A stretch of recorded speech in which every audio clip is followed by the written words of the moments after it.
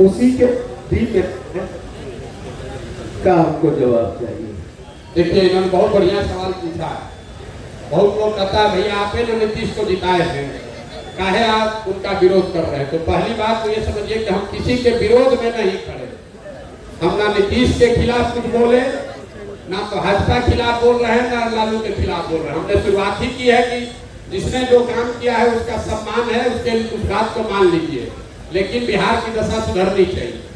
अब नीतीश का पहले समर्थन क्यों किए थे ये समझ लीजिए। 2014 के नीतीश कुमार और 2024 के नीतीश कुमार में जमीन आसमान का फर्क है। नेता के तौर पर, प्रशासक के तौर पर और मानवता के आधार पर।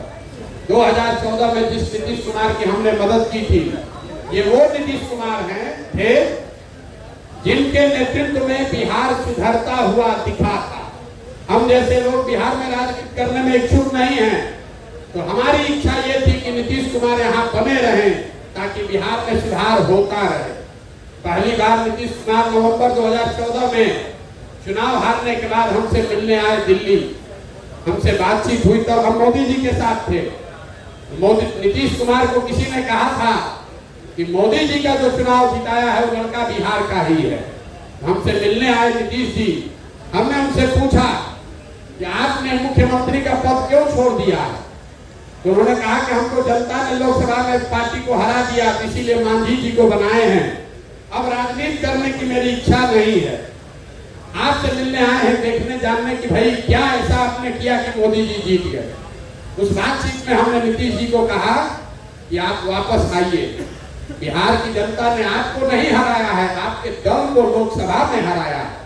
मुख्यमंत्री के तौर पर आप काम करते रहिए, और जहां तक चुनाव जीतने हारने की बात है, हर तरीके से आकर आपकी हम मदद करेंगे। आप बिहार में विकास का काम जो शुरू किए हैं वो चलते रहना चाहिए।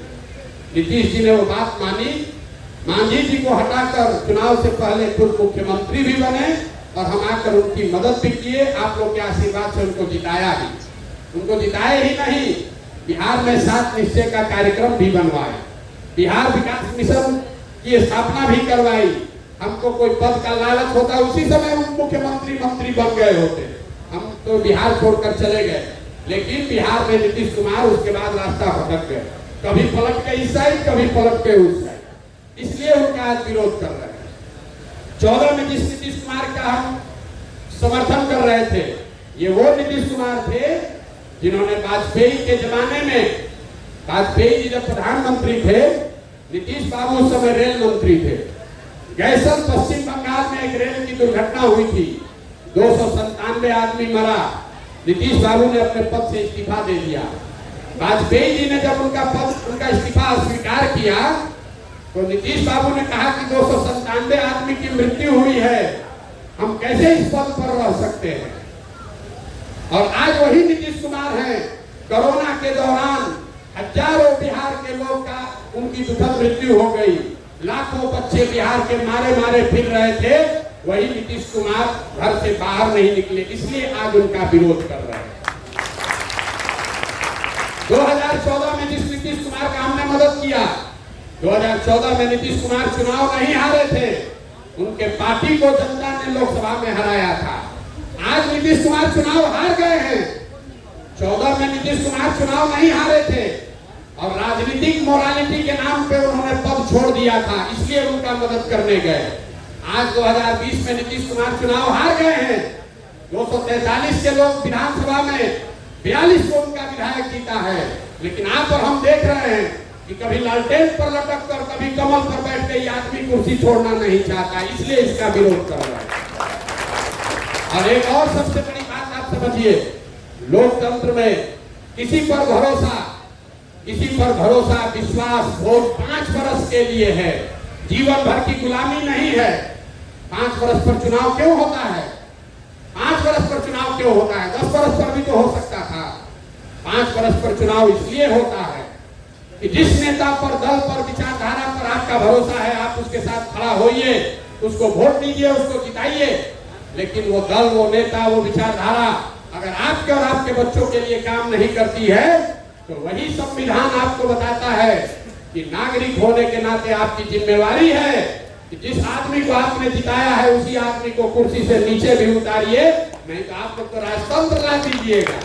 एक बार मोदी जी को वोट दे दिए तो जीवन भर उन्हीं को देते रहेंगे। एक बार नीतीश का मदद कर दिए, उन्हीं को अगर हमेशा रहना है तो फिर चुनाव का जरूरत क्या है?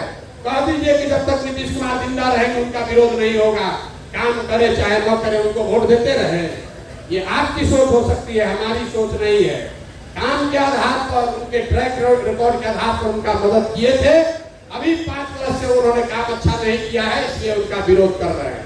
अब आप बताइए कि उनका विरोध होना चाहिए कि नहीं होना चाहिए?